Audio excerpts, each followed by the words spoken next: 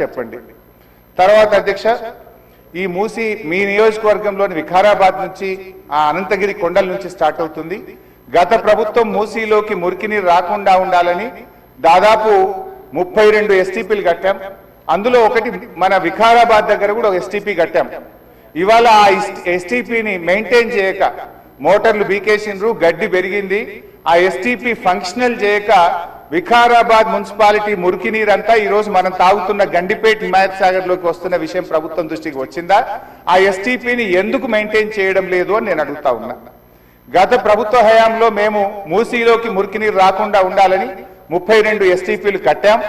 మరొక 39 ఎస్టీపీలు కట్టడానికి కేంద్ర ప్రభుత్వానికి అమృత్ పథకం కింద మేము ప్రతిపాదనలు పంపాం.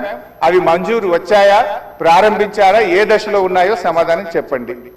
తర్వాత అధ్యక్ష, చివరి క్వశ్చన్, మరి మొన్న వరదలు వచ్చినప్పుడు మూసి గేట్లు ఒకేసారి తెరిచి ఉద్దేశపూర్వకంగా ప్రజల ఇండ్లు మునిగిపోవాలి, రోడ్లు మునిగిపోవాలని ఈ ఉద్దేశపూర్వకంగా గేట్లు ఎత్తి ముంపు గురి చేసిన విషయం ప్రభుత్వం దృష్టికి వచ్చిందా? ఎందుకంటే పైన ఎంత వర్షం పడుతుంది, ఫ్లడ్ ఎంత ఉన్నదో చూసుకొని ముందే గేట్లు కొద్ది కొద్దిగా ఎత్తితే స్లోగా గ్రాడ్యువల్ గా ఫ్లడ్ బయటకు పోతుంది. కానీ గేట్లు నింపి ఆపిపెట్టి ప్రాజెక్టు మొత్తం నిండిన తర్వాత ఒకేసారి గేట్లు తెరవడం ద్వారా ఓఆర్ఆర్ యొక్క మరి పక్కనుండేటువంటి రోడ్లు కానీ ఓఆర్ఆర్ యొక్క మన పక్కనుండే రోడ్లు, ఇండ్లు ముంపు ఉద్దేశపూర్వకంగా కావాలనే ప్రభుత్వ పెద్దల యొక్క ఆదేశాలతో ఈ గేట్లు ఎత్తి ముంపు గురి చేసిన విషయం ప్రభుత్వం దృష్టికి వచ్చిందా? ఎందుకు ఆ రకంగా గేట్లు ఎత్తారు?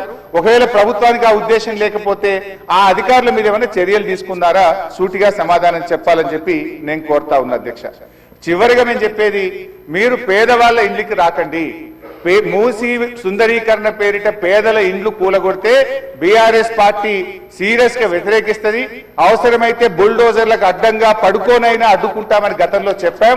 ఖాళీ స్థలాలు ఉన్నాయి, మీరు ఖాళీ స్థలాల్లో దాన్ని డెవలప్ చేయండి. మూసీలోకి గోదావరి నీళ్లు తెండి, మురికి నీరు లేకుండా చూడండి. కానీ మూసీ పేరిట పేదల ఇండ్లు కూలిస్తే మాత్రం బీఆర్ఎస్ పార్టీ ఎంత మాత్రం ఒప్పుకోదని మీ ద్వారా